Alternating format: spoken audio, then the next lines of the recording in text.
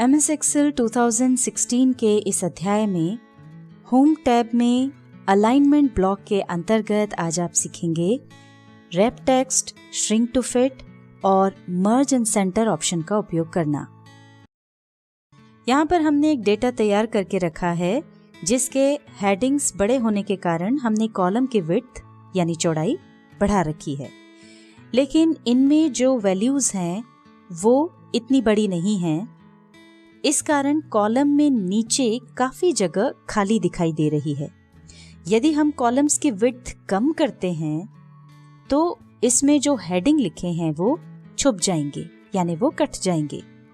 अब यदि हम इन हेडिंग्स को कॉलम की चौड़ाई के हिसाब से एडजस्ट करना चाहते हैं तो उसके लिए पहले इन्हें सिलेक्ट करेंगे, फिर होम टैब के अलाइनमेंट ब्लॉक में जाकर रैप टेक्स्ट ऑप्शन पर क्लिक करेंगे। ये देखिए सभी हेडिंग कॉलम्स की विड्थ के हिसाब से एडजस्ट हो गई हैं। यदि आप चाहें तो कॉलम्स छोटा या बड़ा भी कर सकते हैं।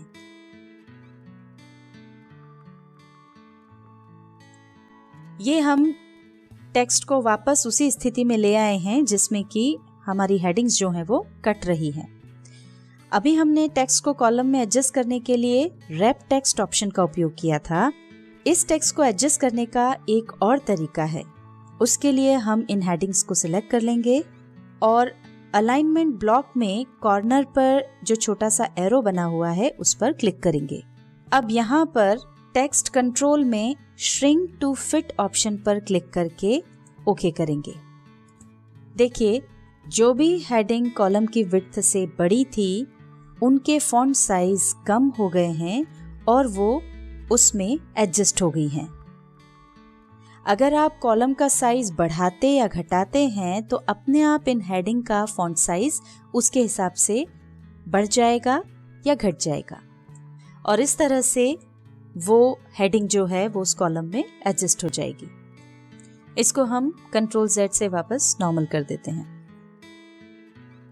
वापस हम अलाइनमेंट ब्लॉक में इस एरो पर क्लिक कर रहे हैं। यहाँ टेक्स्ट कंट्रोल में देखिए सबसे नीचे आपको मर्ज सेल्स का ऑप्शन मिलता है। ये ऑप्शन आपको बाहर अलाइनमेंट ब्लॉक में मर्ज एंड सेंटर में मिल जाएगा। मर्ज एंड सेंटर का उपयोग सेल्स को मर्ज करने के लिए किया जाता है। देखते हैं कैसे। पहले हम डेटा के ऊपर हेडिंग दे देते हैं। अब ये देखिए अगर हम इन कॉलम्स की विड्थ चेंज करते हैं तो ये हेडिंग डेटा के एक तरफ दिखाई दे रही है, यानी कि ये डेटा के सेंटर में नहीं आ रही है, जबकि ये हेडिंग है इसलिए हम चाहते हैं कि ये डेटा के सेंटर में आए।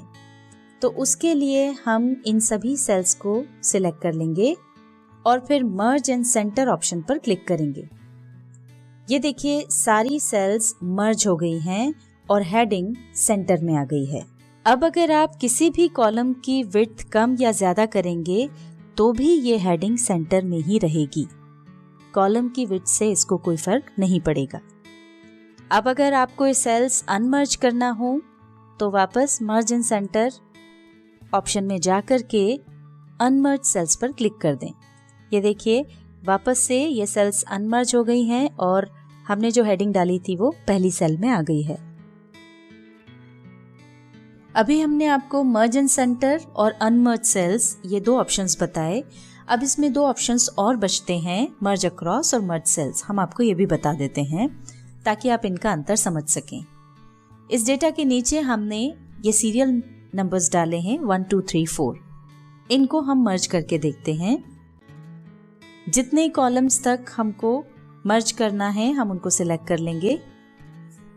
अब जैसे ही हम मर्ज अक्रॉस ऑप्शन पर क्लिक करेंगे यहाँ नीचे जो अलग अलग 3 कॉलम्स दिख रहे हैं ये मर्ज होकर के पूरा एक कॉलम हो जाएगा और यहाँ पहले कॉलम में जो हमारा टेक्स्ट है वो चूंकि राइट अलाइनमेंट में है इसलिए अब वो एक कॉलम बनने के बाद इस तरफ आ जाएगा। ये हमने मर्ज अक्रॉस पर क्लिक किया। ये देखिए यहाँ से रोज तो हमारी वैसी ही हैं पर कॉलम्स जो हैं वो पूरे मर्ज हो गए हैं। 3 की बजाय अब ये पूरा एक कॉलम बन गया है और हमारा टेक्स्ट चूंकि राइट अलाइनमेंट में था इसलिए वो खसक कर अब यहाँ पर आ गया है। अब हम देखते हैं अगला ऑप्शन, मर्ज सेल्स। इसके लिए हम नया टेक्स्ट ले लेते हैं। यह हमने टेक्स्ट यहाँ पर टाइप कर दिया है। अब जितना एरिया हमको मर्ज करना है वो हमने सिलेक्ट कर लिया है। अब हम चुनते हैं ऑप्शन मर्ज सेल्स। जब हम मर्ज सेल्स ऑप्शन चुनेंगे तब ये जितना भी सिलेक्टेड एरिया है, इसमें 2 कॉलम्स हैं, 4 रोज हैं और सेल्स काफ़ी सारे हैं। मर्ज सेल्स करने पर ये सब की सब एक सेल में कन्वर्ट हो जाएंगे, यानी ये पूरा सिलेक्टेड एरिया जो है वो एक सेल बन जाएगा। अब इसमें हमने जो टेक्स्ट टाइप किया है वो लेफ्ट बॉटम अलाइनमेंट में है, तो जब ये सारी सेल्स एक सेल में कन्वर्ट हो जाएंगी तब भी टेक्स्ट का अलाइनमेंट वही रहेगा, लेफ्ट बॉटम अलाइनमेंट। अब हम मर्ज सेल्स ऑप्शन पर क्लिक कर रहे हैं। ये देखिए, ये पूरा की पूरा सिलेक्टेड एरिया एक सेल में कन्वर्ट हो गया है और हमारा जो टेक्स्ट है वो लेफ्ट बॉटम अलाइनमेंट में आ गया है। हम इसको वापस पुरानी स्थिति में ले आते हैं।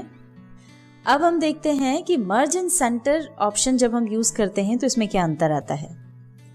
ये देखिए, इसमें भी सारी सेल्स मिलकर के एक सेल बन गई है, पर इसमें अलाइनमेंट चेंज हो गया है।